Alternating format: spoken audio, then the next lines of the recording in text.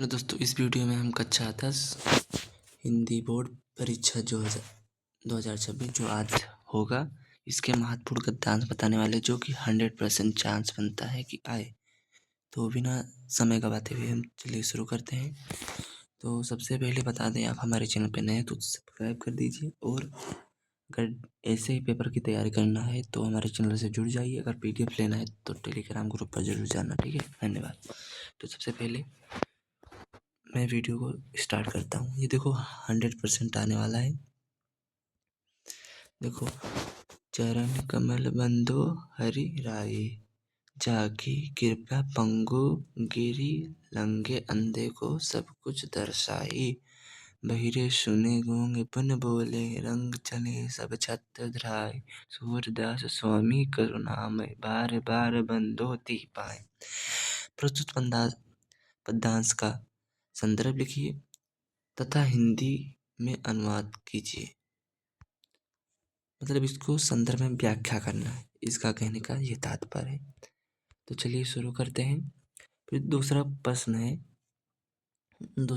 है कि सूरदास स्वामी में कौन सा अलंकार पूछा है। ठीक है, इतने में अलंकार बताना है। फिर उसके बाद में चरण शब्द का तात्सम, यानी मतलब संस्कृत बताना है। ठीक है,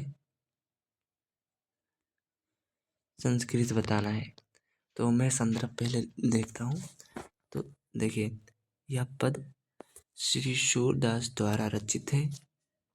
सूरसागर नामक ग्रंथ से हमारी पाठ्यपुस्तक हिंदी के काव्य खंड में संकलित पद शीर्षक से लिया गया है। ठीक है, ये हमारा संदर्भ हो गया। और उसके बाद में व्याख्या देखते हैं। भक्ति शिरोमणि सूरदास श्री विष्णु के कमल रूपी चरणों का वंदना करते हुए कहते हैं कि इन चरणों का प्रभाव बहुत व्यापक है। इनकी कृपा हो जाने पर लंगड़ा व्यक्ति भी पर्वतों को लांघ जाते हैं, और अंधे को सब कुछ दिखाई देने लगता है। इन चरणों के अनेक प्रभाव के कारण बहरा व्यक्ति सुनने लगता है और गूंगा पुनः बोलने लगता है। किसी दरिद्र व्यक्ति पर श्री कृष्ण के चरणों की कृपा हो जाए तो वह राजा बनकर अपने सिर पर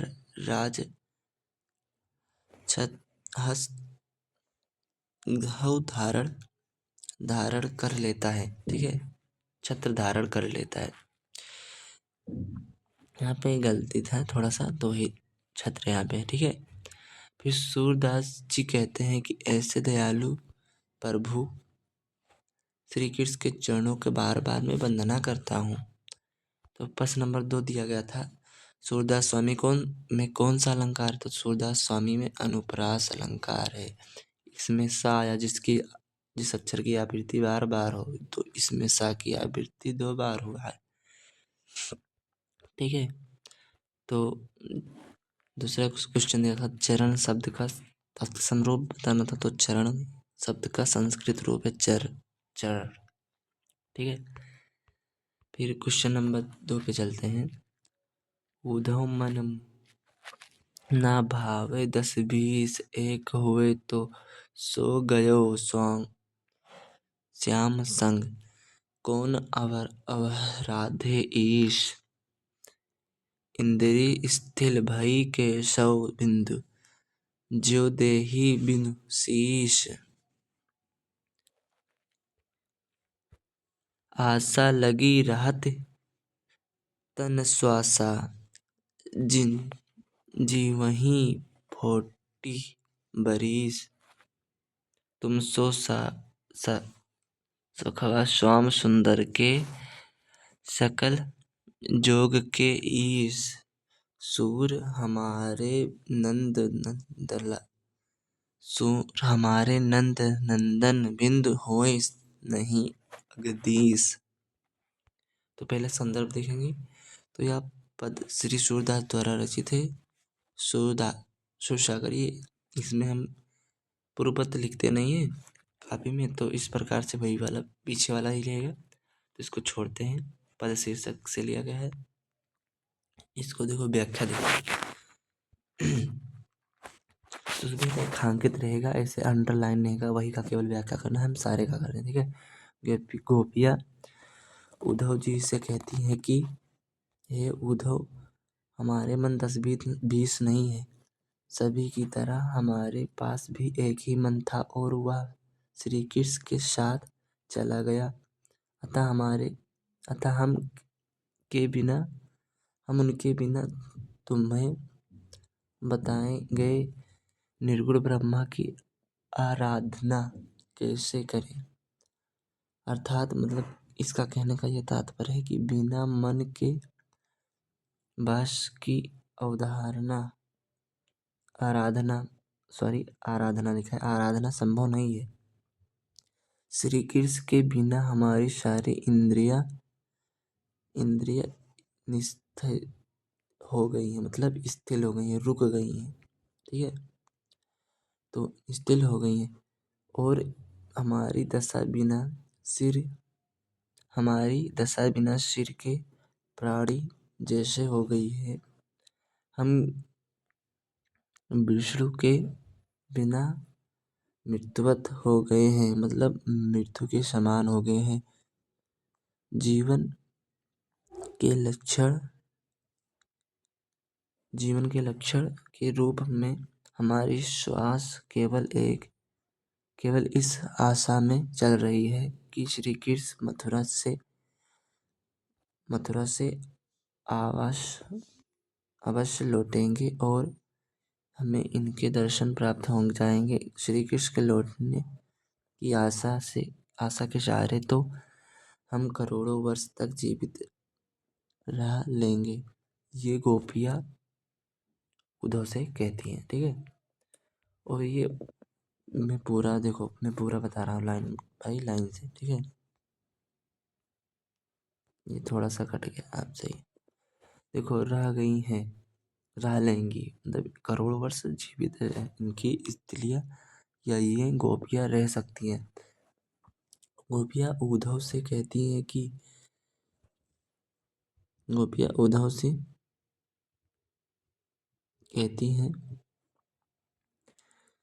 कि हे उद्धव, तुम तो कृष्ण के अभिन्न मित्र हो और हम संपूर्ण योग विद्या तथा मिलन के उपायों के ज्ञाता हो। यदि तुम चाहो तो हमारा योग अवश्य करा सकते हो। सूरदास जी कहते हैं कि गोपियाँ उद्धव से कह रही हैं, ठीक है। ये उद्धव से कह रही हैं कि तुम चाहो तो हमें अवश्य मिला सकते हो। फिर कि तुम यह स्पष्ट बात बता देना चाहते हैं कि नंदन जी के पुत्र श्री कृष्ण को छोड़कर हमारा कोई आराधना नहीं है। आराध्य लिखा है तो आराधना होगा। हम तो उन्हीं के परम उपासिका हैं, ठीक है। उन्हीं के हम भक्त हैं, इसका कहने का ये तात्पर्य है।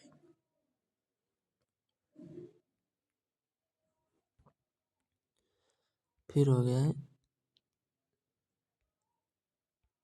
फिर है सवाल, उद्धव जी गोपियों के योग मिलन का संदेश देने के लिए मथुरा से गोकुल आए हैं।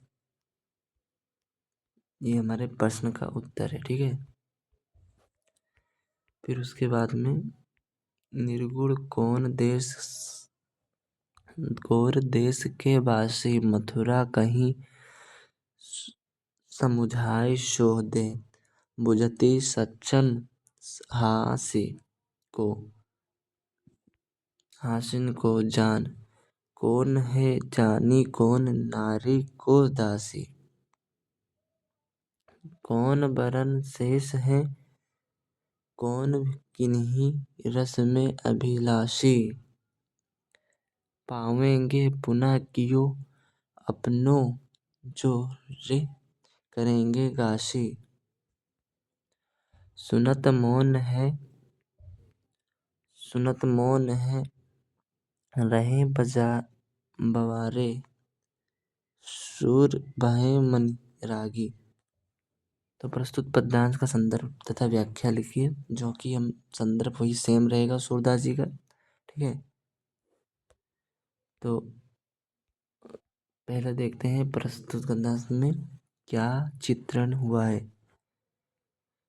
तो प्रश्न है 3, सोहत एवं साच शब्दों का शाब्दिक अर्थ क्या है। मतलब इसका अर्थ पूछा है, इसमें इसका अर्थ पूछा है। तो संदर्भ वही रहेगा, सूरदास द्वारा रचित है, सूरदास नाम ग्रंथ से हमारी पाठ्य पुस्तक हिंदी के काव्य खंड में संकलित पद नामक शीर्षक से उद्गृहित है। देखो, पसंद आए तो वीडियो को जरूर लाइक करना भाई, मेहनत लगता है। सो आई थिंक आपको समझ में आ रहा होगा। तो प्रसंग भी लिखना जरूरी है, उसका राग बताना है। तो इस पद में देखो लिखा, इस पद में सूरदास ने गोपियों के माधवमयन के निर्गुण ब्रह्मा की उपासना का खंडन तथा सगुण कृष्ण की भक्ति मंडन किया है। तो इसमें कृष्ण जी की साफ साफ इसकी भक्ति की आराधना की संकेत किया जाता है। ठीक है, फिर उसके बाद में व्याख्या देखते हैं। व्याख्या भी बड़ा है ना। देखो, मैं इसका PDF फाइल मैं आप सभी को दे दूंगा। ठीक है, मैं केवल यही वाला, ये मेरा लास्ट क्वेश्चन है, तो मैं इसका PDF फाइल दे दूंगा, आप लोग पढ़ लेना। मेरे टेलीग्राम ग्रुप से पहले चैनल को सब्सक्राइब कर लेना और अबाउट सेक्शन में मिल जाएगा। तो ये वाला आपका हो गया है। ठीक है, तो देखो इसका मतलब ये वाला है ना,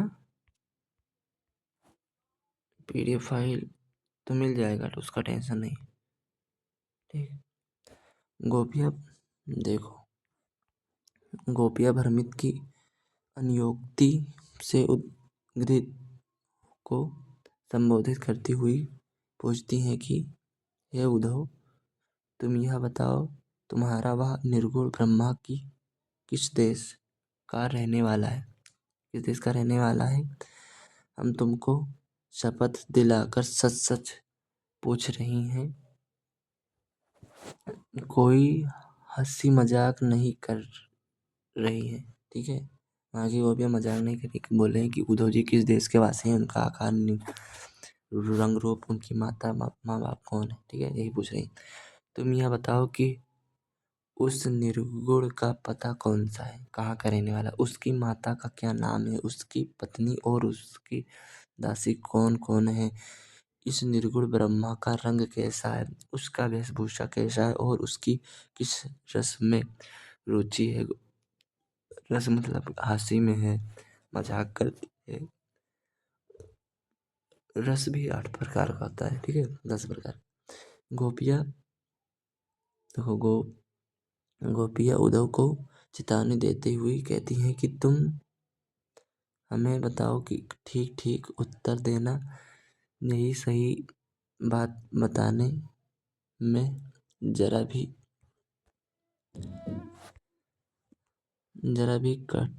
कपट करेंगे